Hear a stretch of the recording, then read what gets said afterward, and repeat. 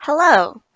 For Wellness Month in August, today on Try Catch, we're going to talk about something that matters to all of us in the workforce.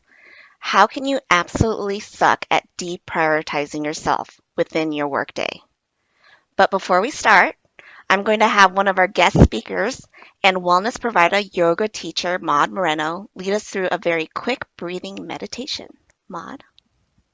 Thanks, Natalie. Hello, everyone. Before we start, I just want to state that some of you may be driving or doing something active as you're listening to this, but do the best you can without losing sight of the road or sight of the activity that you are doing. So let's begin. Please take a nice, comfortable seat, ensuring that your feet are flat on the floor or on the ground. And unless you are driving, close your eyes or just keep your eyelids heavy. Keep your spine long, your chest open, your fingers relaxed. Tell yourself that you were meant to be here, listening or even watching, and that this brief practice is going to be helpful. Let's take a nice inhale through the nose, and then open your mouth and sigh it out. Ah. Let's take an inhale again through the nose. Let it out through the mouth. Ah. One more time. Let's do that. Inhale in. And then let the breath go. With closed lips, keep inhaling through the nose and gently out through the nose as well. And try to do that one more time. Inhale through nose. Exhale through nose. And if exhaling out through the nose is not comfortable, just exhale slowly through the mouth with the teeniest, tiniest possible gap. Now visualize your torso like a balloon. And the next time you inhale, the balloon inflates 360 degrees. And the next time you exhale, you are back to home base. Breathe in to inflate. Breathe out, deflate, and you're back to home base. Do this a few more times, breathing as softly as you can, with the intention of releasing tension when you exhale. Focus on that inhale. Focus on that exhale. Zoning in on the coming in and the ballooning of your torso. That takes your mind away from ruminating thoughts. So keep breathing, but let the breath be your most obvious guide in our last few moments here. Taking your last inhale, lifting your shoulders up towards the ears. And then exhale, let the shoulders go. Let's do that one more time. Inhale, shoulders up towards the ears. Exhale, drop the shoulders. Now open your eyes and notice how you feel in the 2 minutes and 40 seconds that we did that. That's it, Natalie. Thank you, Maude. I needed that. I've been We going, all did. I've been going from one thing to another and I feel grounded and that was refreshing. So, listeners, that was just a taste of what's to come in this conversation. So, who are we to talk about how to absolutely suck at deprioritizing yourself within your workday? Because I'll admit, I know I'm bad at it. But let's introduce yourselves because we have people that are better at it and have good advice. I am Natalie, your host and a lead developer at Farm Credit Services of America. Along with me is my coworker, Jen Joneson, an organizational development and learning coordinator at Farm Credit Service of America. Jen, can you explain more about you and your role? Yeah, absolutely. Hi, Natalie and Maude. Hey. Thanks for having me on the podcast today. I'm super excited and thrilled to be here to talk about wellness. It's something I'm really passionate about. Just a little bit of background about me. I started with FCS America about 7 years ago in the Lincoln retail office. I've been on the ODL team for about the last 5 of those 7 years. And so, yeah, part of my role is actually overseeing our organization's well-being initiatives and well-being strategy. So when you invited me to join the podcast, I was really honored and humbled, and I'm just excited to be here to be part of the conversation today. Awesome. Now, our guest speaker, Maude Moreno. Maude worked in the IT industry for 24 years, so she knows about that world. Maude is 4.5 years Farm Credit Services America before moving to Charlotte, North Carolina. She is a certified yoga teacher and therapist, meditation and mindful facilitator, and functional movement specialist, and a lot more. Maude, would you like to tell us more about yourself and what got you into the space of wellness and corporate wellness? Thank you so much, Ellie. Hi again. And I am also very, very honored to be here today with my former alma mater, if you call that, former employer. Like Natalie said, I was an FCSA employee for 4.5 years before I moved to Charlotte in 2015. So what got me into the wellness space, like most people who find themselves in the wellness space, I have had quite the journey over 2 decades. But in 2002, I was just a mere 25 years old, quarter life crisis. I had multiple bouts of panic attacks, fainting spells that took me to the ER. And the conclusion was that I was not taking care of myself. I was burnt out, eating the wrong things, doing the wrong things. You know, you're quarter life, you're 25, you think you're invincible. And my doctor eventually suggested that I take a sabbatical from my job because my body was about to break down. It was really getting worse. So I quit my job at the time, the first time, and I discovered yoga. So fast forward in 2021, 19 years later, I fell really ill and I got diagnosed with a neurological anomaly, generally referred to as a dysautonomia. I basically have an autonomic nervous system that is dysfunctional. And so I had been working in IT, like Natalie said, since 1998, product manager, project manager. And at the time in 2021, I was in the UX space as a design operations lead for a leading pharmaceutical company. And I had lost my A game. I could not facilitate meetings, could not read what was in front of me. Some days I couldn't even go to the bathroom without holding my husband's hand.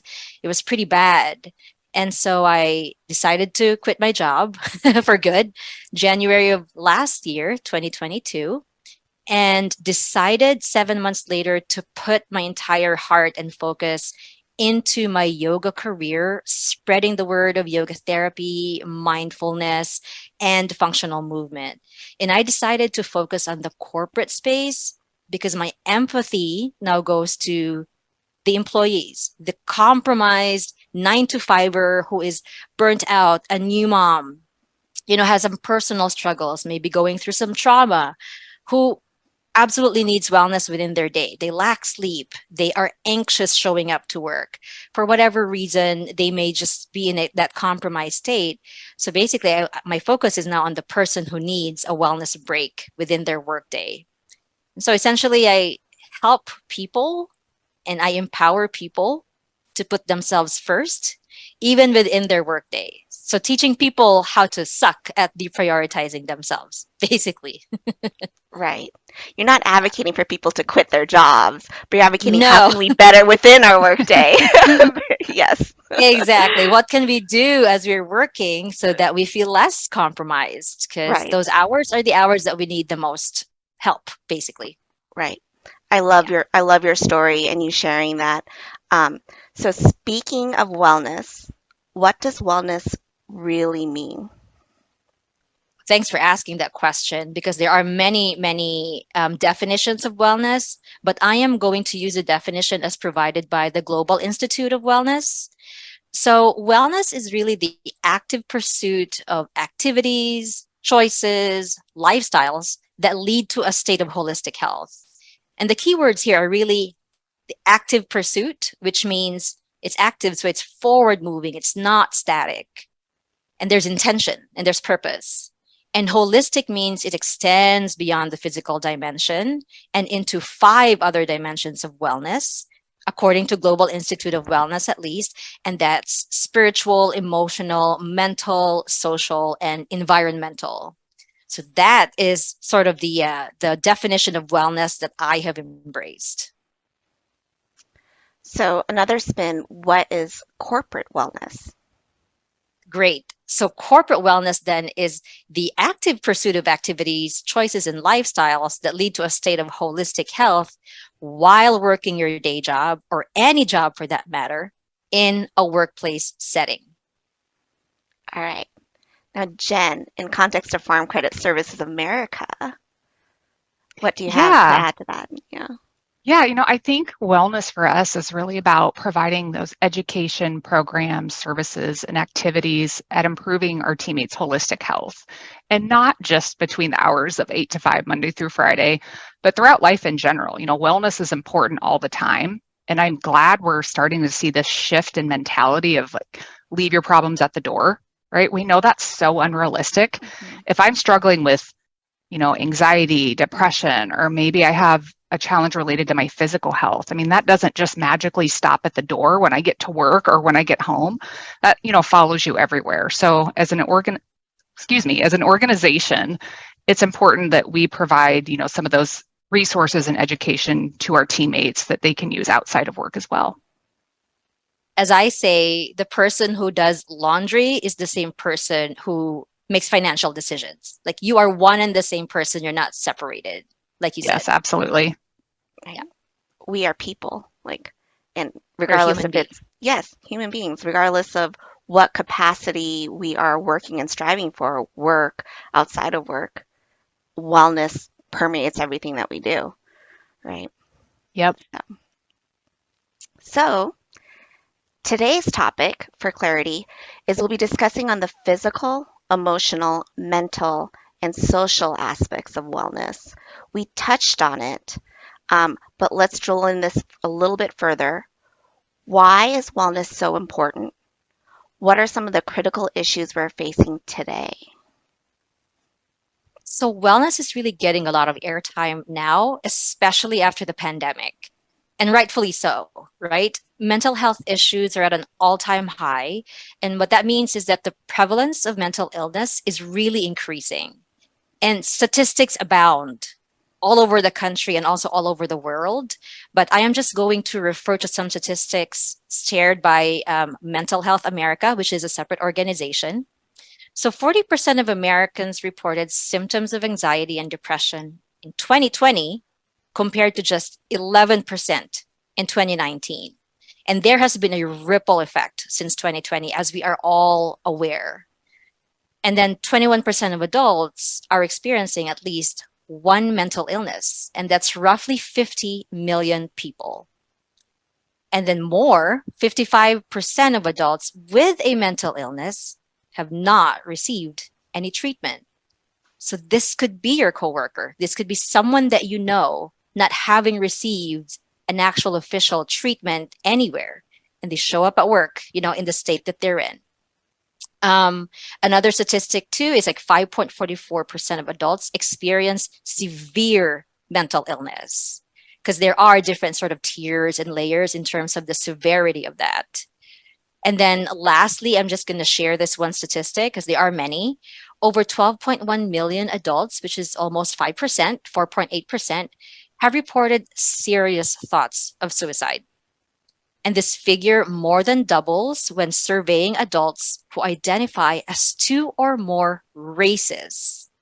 Now, Natalie and Jen, we haven't even talked about gender, other factors, right? Geographical and all of that. This is just for race. But there are a lot of statistics out there. And the good thing is because of the pandemic, there are more and more researches and meta-analyses being done in terms of attributing mental illness and how people show up in the world, especially at work. The happiest looking people are attempting suicide, are actually taking their own lives. And the list of seemingly successful celebrities, world-renowned people who have taken their own lives is kind of getting longer and longer, right? So I just wanted to mention that kind of in a general sense. Now, in a corporate setting, there is a need to be proactive to not only address potential negative results. So if I'm going to wear my CXO hat, I'm a CEO, I am a VP or whatever, I would want to do this not only to address potential negative results such as low employee engagement, work abandonment, attrition, burnout, turnover and stress, but really to address potential dangerous situations and consequences for the employees, such as suicide ideation, like we've talked about, debilitating depression, incapacitating anxiety so much they can't make a presentation in front of their teammates, or things like that. And those types of conditions make someone work suboptimally. So it would be in my best interest to make sure my employees are healthy so that they can also work optimally. Now, lastly, from a financial standpoint, wearing my CXO hat again, if I'm a CFO, healthcare costs are soaring. The increase was estimated to be $13,000 and so $13,080 per employee in 2023. And Canada's not that far behind from us. And so these things that I'm just kind of throwing out at you, these are just some of the reasons why wellness is so important today more than ever. And one aspect kind of informs the other and influences the other. So it's all kind of a chain reaction, basically. I would even say it's a circular reaction. It all feeds on top of each other. And Absolutely. yeah, in all of those examples, I can I can think of peers within outside of the company to some degree, or we can think of family members, or going through stuff that happens in life or experiencing these in different ways. Like life happens. It's not a Pollyanna world. So Correct. so how does FCSA see wellness, and why does FCSA invest in the wellness of their employees? Yeah, that's a great question. I appreciate you asking. I think the most obvious answer is kind of what Maude mentioned, right? Investing in wellness of your employees is smart business. Research shows that happier and healthier employees are more productive, less absenteeism, those things that Maude mentioned. But honestly, I think for our organization is we believe investing in teammates' wellness is just the right thing to do. I mean, just on a human to human level. We want our teammates and employees to know that we care about them as a person first and a teammate and employee second. I mean, I don't know about both of you, before you started at FCS America, but one of the things that drew me to the organization was the culture and knowing that it's an organization that clearly cares about its employees. We're committed to getting continuous feedback from teammates to understand their needs and then, making those investments into wellness. Right. As an employee, I know I remember a past CEO saying, I'm a father, I'm a teacher." Like it doesn't go just beyond that work role. It's us as people. And I can really relate to the importance of wellness. Like we can all be functional at work, but if our wellness is not balanced or grounded, it may take away from things that we do outside of work, and then it can come back and negatively impact us within work. And even if we're like highly functional, it's not always sustainable. And it's so important. Like our lives are short, and and we know there's real health issues and the time that we have people and things that people are going through, um, that it's so important to take care of our wellness and how we can be more present, not get stressed and be happy, and but still enjoy things. Just like one example is I remember to see it with the IT lens employee perspective. I remember like people were getting sick on our team, and we were like dropping like flies. And we follow SAFE on our business technology floor. And at sprint review, we are like, yeah, our capacity, you could see how our performance was not there because our capacity was like, it was showing it on what we were able to complete in that sprint review. And that's even one of the obvious things of how wellness matters. Um, so I know it's important, but like I said earlier on, I'm not the ideal role model to follow about balancing wellness and prioritizing it. So, speaking of that, Why is it so hard if we know it's so important? Exactly. Oh my gosh, there are many reasons. And I'm going to start with science, but I'm not going to make it highfalutin. And an easy way for me to do it would be to refer to a book that I had read in the past. It's called Move the Body, Heal the Mind by Jennifer Heiss. And Natalie, we can put this in the show notes if you want. But scientifically, the bad news is the brain is actually working against us because it wants to conserve energy. So let's say we use exercise as an example. Our brain a capacity to do all the things, right? And in the past, this includes being a hunter and gatherer, wants to conserve energy so that anything you do outside of that, hunting and gathering animals, you use all of your energy. That's where it wants to spend its energy on. And this is a relic of our evolutionary past. This is all science. And in the past, it was really absolutely necessary that we conserve that energy. So the brain sees voluntary exercise as an extravagant expense anatomically and scientifically, and it tries to like talk you out of that. So I think acknowledging first that that will always be there is essential. But the good news is, after, like I said in my example, after we exercise, we feel good thanks to a hormone called endorphins. And that short term euphoric state after exercise makes us feel good. And so trusting that we are going to feel good after the exercise is crucial. So we keep doing it because we're wired with a brain that wants to conserve energy. It's a conservative brain. So that's the science, just as a start. And then there's a few behavioral wirings to blame as well. First of all, now we think that more time means more time to work. Oh, I got 30 minutes free. I will use this time to reply emails so my inbox goes from here to here. So we think now that because we have that more time, we have to spend it working so that we will deal with less of that when we get back to the desk or tonight or whatever time frame that is. That's just a behavioral wiring. Another behavioral wiring is, speaking of which, we've normalized running on fumes.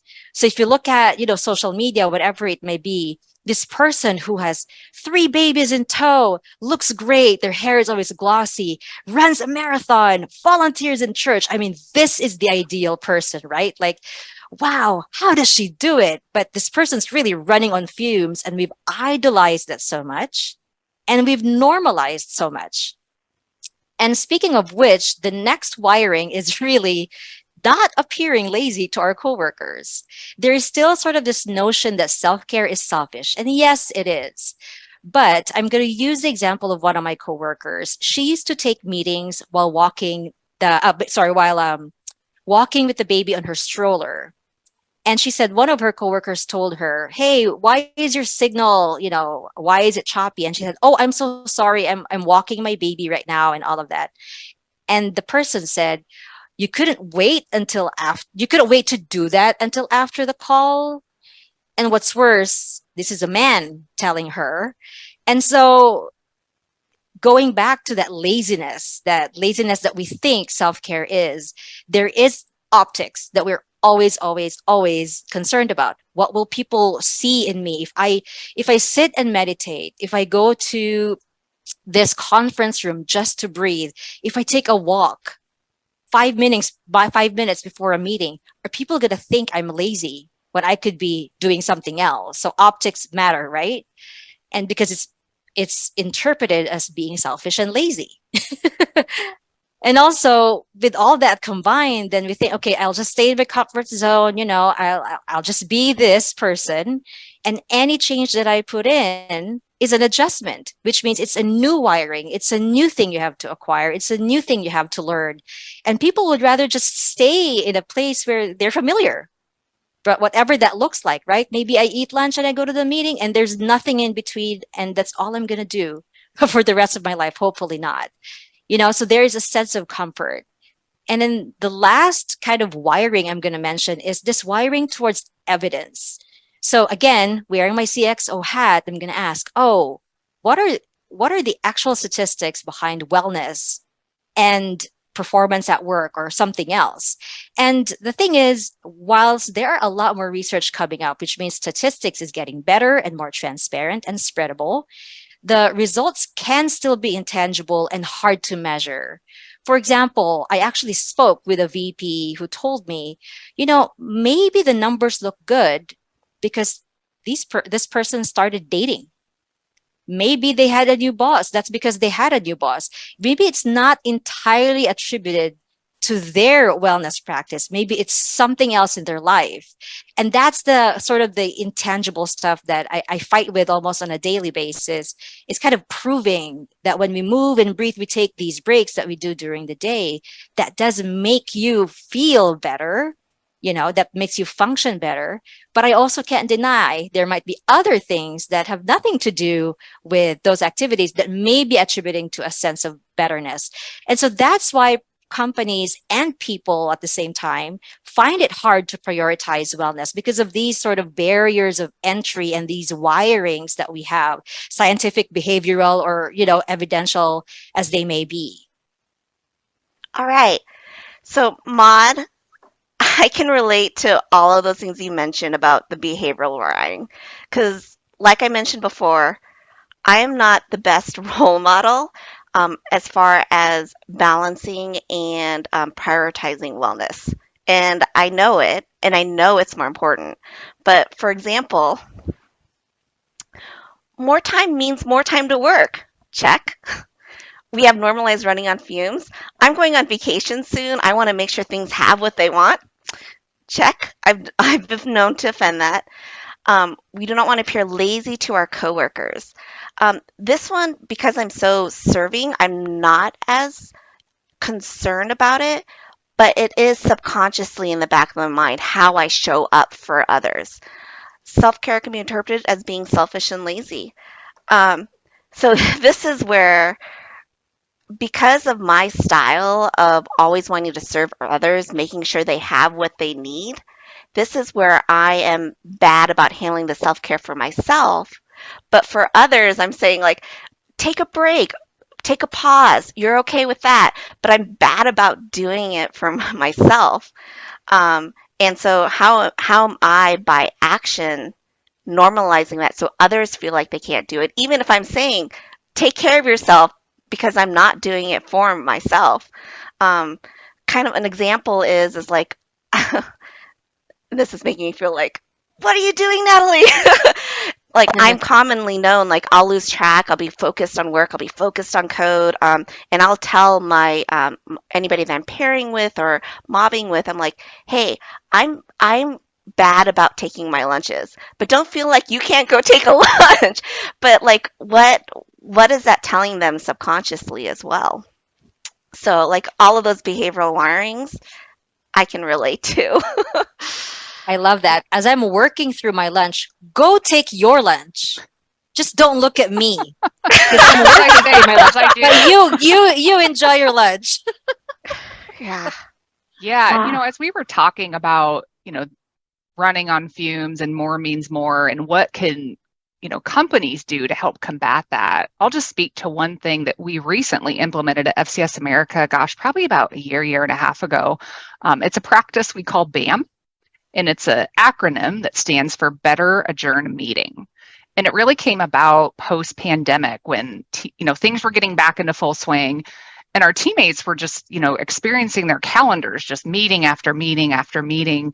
And we were getting feedback of like, I just need like 5 to 10 minutes sometimes before I just transition to the next thing, whether that's using the restroom, getting a drink of water, or even doing a breathing exercise, similar to what Maude had us do in the beginning of the podcast. Those 5 to 10 minutes are just really crucial to be able to transition to the next thing.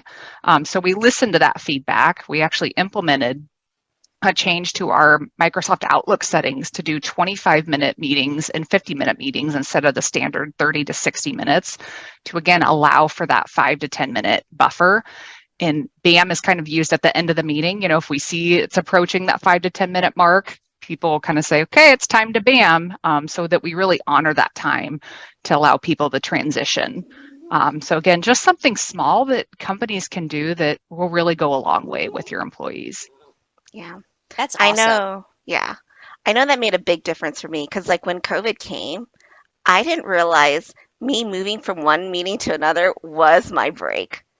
And then you'd get exhausted, but I mean, even more having that deliberate bam to go from one place, to take a pause, to take a break, it makes a difference.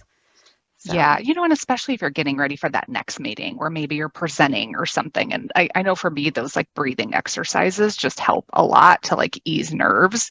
So just having, again, those 5 to 10 minutes is, it may seem small, but I know for me, it's just so crucial. right, right. In schools, classes to classes, they provide Mm-hmm. that time. Why don't we provide it for ourselves? Yep. Exactly. So, that being said, what can we do to not suck at this? We've talked about how important it is, like why we have some of those behavioral wirings that don't help us be as successful with taking care of wellness, but how do we not suck at this? That's why we're here. Maud, from your experience, how can we be better? Great. Yeah. So, my gosh, I going back to what Jen said about small, I am a huge proponent of starting your day with something small. And I say start for a reason because how you start your day sets up the tone for how you're going to spend the rest of your day. So when I say start your day with something small, what is that something? And I'm just going to zone in on two things: movement and mindfulness. So when it comes to movement, what is a small movement? And I even tell my clients and my students this: if you don't know how to move, just name a joint and move that joint. So the neck is a joint, the jaw is a joint, the elbows, the shoulder is a joint, the spine is a bunch of joints, the hip, ankle, and knee. Just move those joints. Like you don't even have to kind of think about it, but name a joint, move that joint. And it doesn't have to be a long time. You can literally do it for 60 seconds and feel good. And that's why in my socials, every Monday, I do this thing where I post the mindful minute. And it is a 60-second follow along. I basically do the stuff with you. And for 60 seconds, we breathe and move, and you're done. And then every Friday, I do this 5 minute Friday flow where I kind of demonstrate behind the desk movements that you can do while sitting on your chair or standing by your chair. And so the message there is really don't take a lot of time. Just be consistent with teeny tiny 60 seconds, 300-second time of time frame, like Jen was mentioning.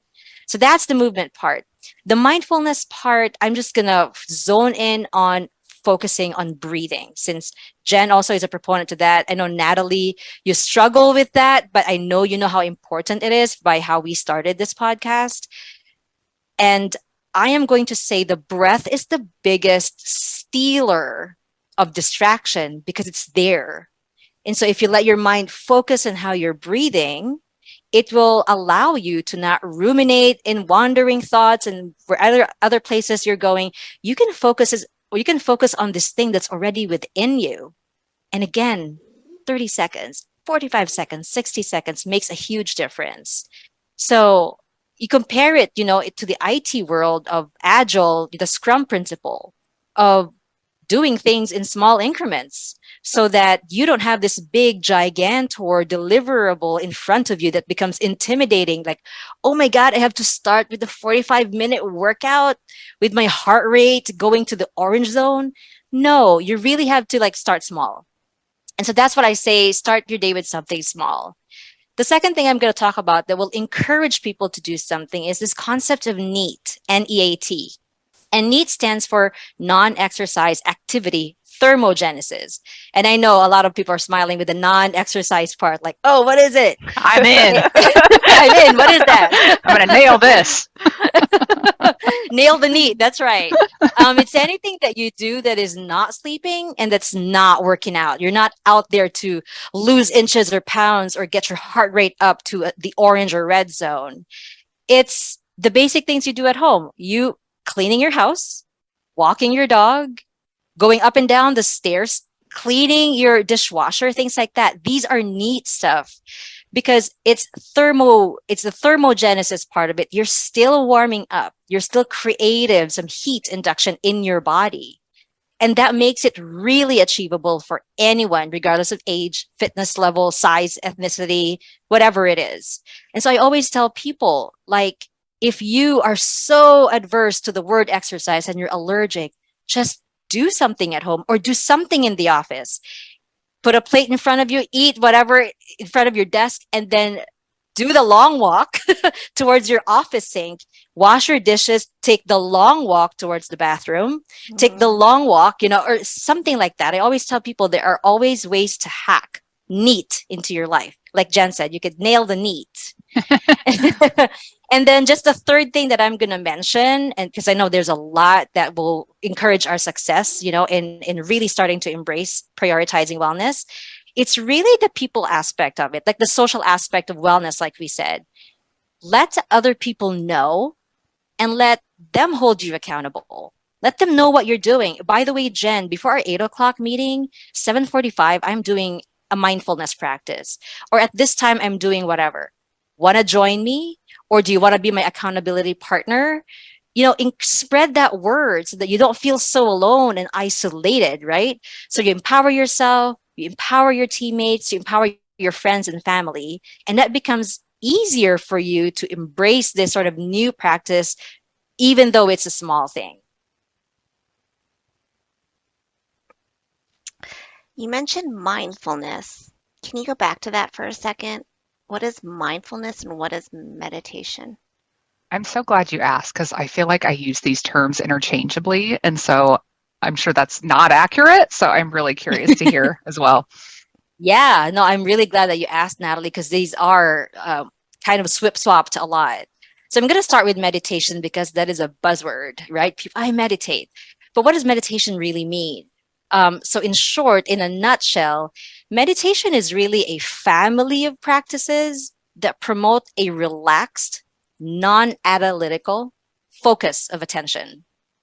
Essentially, different meditation practices, whether it's dancing meditation, prayer, chanting, breath focus, they aim to train you not to ruminate in your thoughts and become better at letting thoughts come in and letting them go in a non analytical way.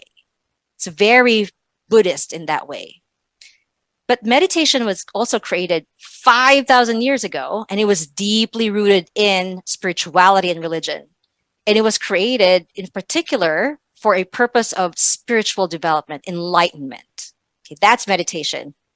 Now, in contrast to mindfulness was created 50 years ago for the purpose of living life in this fast-paced world so that we can experience less stress, less anxiety, more peacefulness, deal with pain, maladies, malaise, illnesses, both bodily and psychological. And so mindfulness is really an awareness that arises through paying attention on purpose in the present moment, non judgmentally. So meditation is ancient and a practice. Mindfulness is modern and it's what arises from that. It's the quality of it. That's why when I do not teach meditation, I always just call it's a mindfulness practice. It's less intimidating and there's less expectations from people because people think, oh, to meditate, my legs have to be crossed. I have to be in this position with my fingers doing this, and I have to be in a mountain. And there's just the optics matter in their minds of what meditation looks like when Right. really it's a practice you can do lining up in the grocery store or sitting in the car in the gas station. You can do that. And so I'm really glad that you asked that, Natalie, because these can be swip swapped a lot. And to relate to that is in the IT world, there's a lot of us, there's heavy in the strength of analytical, right? So with the mindfulness, it's very easy to get think about what about this, what about that, what about this, and analyze it in the mind.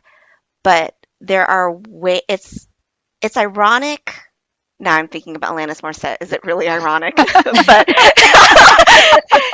it's like, how can we be more mindful by not being so stuck in our mind? And I know I need that with my tendencies and personality of like sometimes that pause taking that moment to breathe grounds me that I can be more present and more mindful and handle those mind activities. So, Exactly. It's kind of a constant juggle. yes. And Yep. I know there, I forget this guy's name, but he's also kind of a meditation expert, enlightened, person who said, well, we shouldn't be mindful. We should actually empty our minds and we should be mindless. And so there's even that school of thought that Right. makes it even more confusing for the regular Joe. Like, okay, so exactly what do I do? But from a basic perspective, I'm really glad that you asked. And the more people talk about it, the more people are curious about it, the better. So I'm really glad that you asked that question. Yes, yes. And I love how you framed it that this can be done by anyone, regardless of age, fitness, ability, and wellness experience. Like it can apply for everyone because wellness matters for everyone. Yeah, So, absolutely. And even like, I know for me, starting off meditation or mindfulness, I had this thing that I must meditate for 15 or 20 minutes, right? When it doesn't have to be that. When we go back to our conversation about start small, like that can even be, 1 minute a day or just in between your meetings. And speaking of starting small, one thing that I was thinking about as we were having these conversations that I was like, "Ooh, I want to mention this." I'm very as passionate about Maude as passionate as Maude is about mindfulness and meditation. I am super passionate about Atomic Habits by James Clear because it's mm, all about starting small. And I really recommend it as, to our listeners, if you haven't read it, is more of an operating manual to anyone who wants to, start a new habit and tends to believe that massive success requires massive action. Yours truly, at least until I read the book, because he talks about getting that 1%, right? Getting 1% better each day. And what I found really fascinating was kind of the math he shared, and maybe it'll resonate to some of our listeners in the IT world, the analytical brains. But if you get 1% better each day over a year, at the end of that year, you'll be 37% better than where you started. Conversely, though, if you get 1% worse each day for a year, you'll eventually decline nearly down to zero. And, there's a whole like representation of this on his website, jamesclear.com. And just like we could probably have a whole episode on mindfulness and meditation, I could probably have an entire episode on atomic habits. So what I'll just say is to our listeners, if you're, interested and not sure where to start on how to start small, I really recommend checking out James Clear Atomic Habits. And I'm sure Natalie will probably put that in the show notes as well. yes, I will. I need those, like, what are those little things, those micro ways to balance our wellness and the neat ways, right? And he Yes. even mentions like, it's been a while since I've read Atomic Habits, but like, don't focus on the goal, focus on your system Yes. instead It's and the see failure of your systems. exactly. They're the processes that basically lead to the results, which leads to your goal. So that if you shift to what you're doing, the goal is eventually probably going to happen because you are staying consistent. So that is a very good book to refer to as a follow through to what I said. So thanks, Jen. Yeah, absolutely. It's just, for me, it was put into such an easy, digestible, actionable format. So, yeah, great book. Mhm. So we had talked about accountability. As a teammate, what can we do?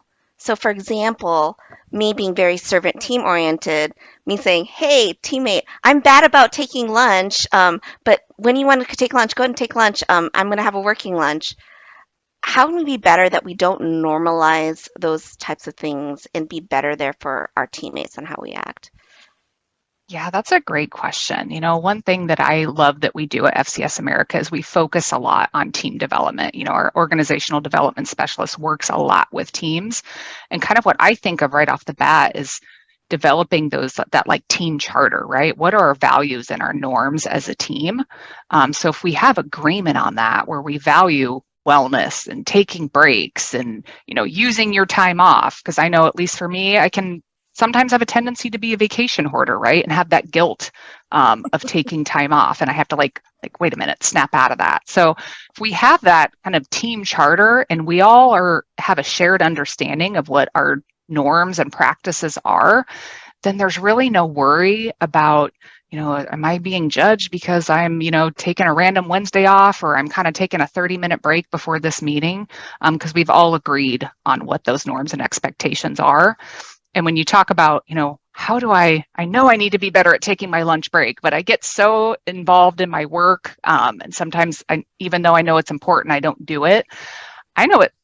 Maude, I'd be interested for you to weigh in on this as well, but I know for me, an accountability partners is huge. I've even turned to my teammates and saying, hey, I'm trying to get better at this habit. Honestly, for me, it's staying out of the dang candy drawer. So it's like, if you see me going to the candy drawer, challenge Kick me on me. it. Because because half the time it's just because I'm stressed or I'm just like mindlessly eating, help me change that habit. So accountability partners have been really helpful for me. An accountability partnership makes you less isolated. It promotes a sense of community. And when you promote a sense of community, you kind of become what you're doing becomes more obvious, more transparent to the world. And then there are more and more people talking about what you all are doing, and you're inspiring more. Not only that, but you almost feel like now I have not just to answer to myself, but to these people that I've encouraged, that I've created a community with. And that's kind of how accountability is a very, very strong motivator for people, is like, I am going to do this because this person XYZ is going to give me the hardest time, if I walk to that candy drawer or whatever it is. And we can put humor on that, but hey, everybody needs a friend, right? No one's an island, right? So it can only help with what we're doing. And what I think the more you see people actually playing out some of these, wellness practices, then it starts to become normalized, right? Like, I think the team charter is important. You can have that, but it's really takes probably those first couple people that's like, okay, I'm actually really gonna start on this, for the others to turn and be like, oh, okay, they're doing it. Now I know it's okay. Right. And when I was at Farm Credit, Natalie, I know that was a while ago, but there were a bunch of folks who literally went around the parking lot every lunchtime, and there would be one person, then two people. And before you know it, there's like six of them walking. And so, like you said, it becomes a bit more obvious and inspirational. And then you just kind of want to follow because it's normalized. Now it's normal to take a 15-minute break for a walk, all of that. So, Yeah. I think until it gets normal, it's sharing that visibility and being more vocal with it so it becomes more normalized, right? Absolutely. Right. Got to start somewhere. Right. It's Yeah. not visible. I like it. So next part, though, what's going to make you stick with this? Like we have good intentions, we go with the micro, but how do we stick with it? Right. And that is a completely different beast, a completely different aspect or a layer to it. And it doesn't have to be daunting. You're right. You have your rubber shoes, you got your sneakers ready, you got your alarm clock set, and the weather is cooperating, and you know what you're going to do. You're going to take that 5-minute jog, whatever it may be. But how do I stick with that habit? And so, in my experience, there really are sort of two major qualities that make people stick with habits. One is it's got to be scary. Second, it's got to be pleasant. So I'm going to tap into the scary part first. So it's got to be there's something in your head that scares you so that you are motivated to do the thing. For example, there's an illness in your family. There is diabetes, heart disease, all that is relatable to me and my family. And to be honest, that's what got me started on this journey, because I really did not want to end up with my mom's diabetes and my dad's heart diseases. And what is visually imprinted in my mind, and I really hope that this is not too gross or disgusting, but my mom had a wound in her leg that would not heal, and it became a big gaping hole.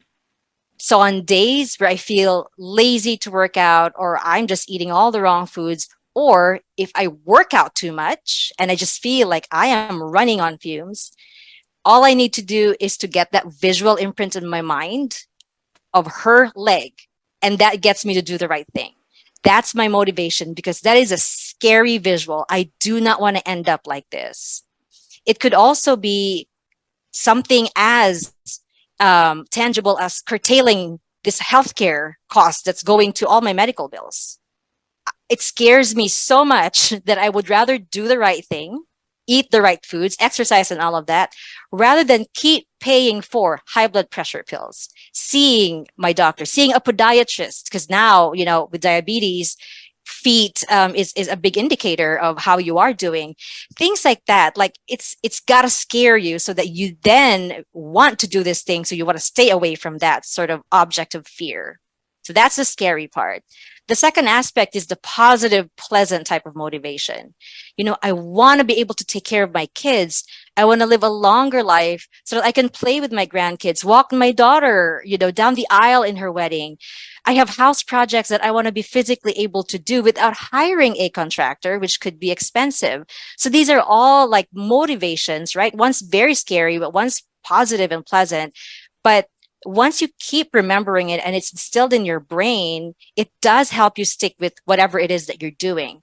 And usually these motivations are very visceral. Like my mom's leg is a visceral reaction for me. It puts me back into my center and reminds me, Maude, this is why you do what you do. Now, finding motivation is a different story, but it's very individual. And if you can find that thing that you want to stay away from, that brings you closer to the habit, great, do that. If you can find this thing too that gives you a more pleasant experience, a happy thought, a great ambition in the future, do it. If it gets you closer to your habit, stick with it. And it could vary in time. Maybe in 10 years, I won't be as scared of my mom's leg, that visual. Maybe in 10 years, what matters to me more is longevity, and I might have a different motivation then. We can change in time, but the important thing is to find your personal motivation, whatever that is, that will make you closer and closer to your habits and sticking to the habits that you intend to form. Yeah, and I am a huge proponent when we're talking about visualization. I know that's helped me a lot, when thinking about who do you want to be?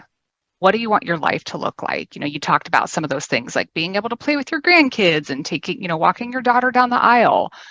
Vision boards, I know, are really popular kind of visualization practice, but sometimes it can be as simple as like starting your day off, close your eyes, think about like, what does your ideal life look like, sound like, feel like using those 5 senses to create that mental picture.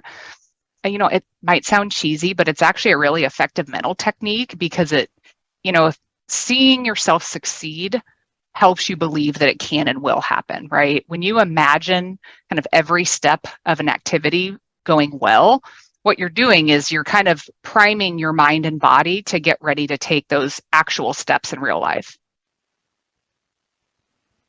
That is such a good point. Now it becomes more of I really want to get there. What can I do today to get there? And it sets you up for that success. I agree. Natalie, I can see the wheels turning. I know. Like my mind is like, what is my visual scary? Like I know the moments is scary, but how can I make that visceral to really connect and say and build it so it's like, nope, I'm tempted 5 more minutes to do this, or oh, my energy's spent. I just want to watch TV. Like, what's that? That's what I'm internalizing about how I can find that visceral, scary, and positive, pleasant that will just keep me sticking with it. So right, and you'll find it. All right. So in closing, Jen, anything to promote with wellness at FCSA that ties with all of the above that we've been talking about? I think I would just encourage our teammates. We offer a lot of great things at FCS America tied to wellness. So just take advantage of some of those programs. We have the healthy returns, IncentFit, which is our health and fitness reimbursement program.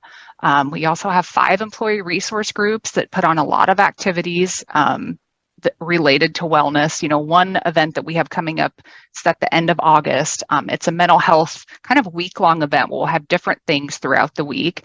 And it was really a collaboration between human capital, community involvement, and our 5 ERGs. So we're really excited about that. And they'll refer to the top story on July 27th for more details. So yeah, there's, lots of great things in the works, and I think I'm always looking for feedback. So if anyone has a great idea, any of our listeners who are employees of FCS America, please feel free to shoot me an email. I'm all ears. So. Awesome. That's great. I think that it's awesome. And FCSA is such a great company for me to be nostalgic and remember by. There are just a lot of good things happening at FCSA. And I'm glad, Jen, that you're kind of in the front of that at ODL. So for me, Natalie, at this point, I really hope our listeners have had a takeaway or two, right? Even taking something away from this podcast, start small. What is it that kind of resonated with you? And so in addition to those possible takeaways, I would just like to emphasize and reiterate that personal wellness does not have to take a lot of time. It just has to take consistency in small efforts. And just going back to sort of that agile scrum principle, really starting small builds your success and makes things more surmountable for you instead of impossible and insurmountable. It becomes like a plausible plan. And also, we're talking about the corporate setting, we're talking about projects. The biggest project you will ever have to manage and the most valuable deliverable that you will ever have to offer is you. You are a lifelong project. So embrace that. And the amount of effort you put in financing a project, planning a project, executing and implementing a project, you should do that for yourself. Right? And the last thing I'll just say, kind of as a last nugget, learning how to breathe and how to move is really a life-changing, life-saving skill that we can all do.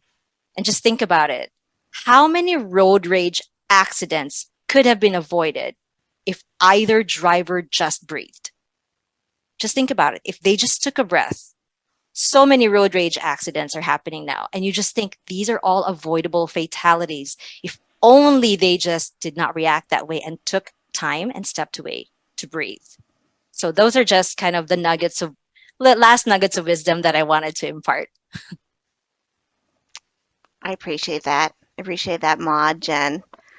I'm soaking it all in as how I can be better, present, and prioritize wellness and breathe. Yeah, I mean, even I learned a lot on this podcast today just from talking to the two of you. So I just really appreciate the conversation. Right. Me too. Yes, the same.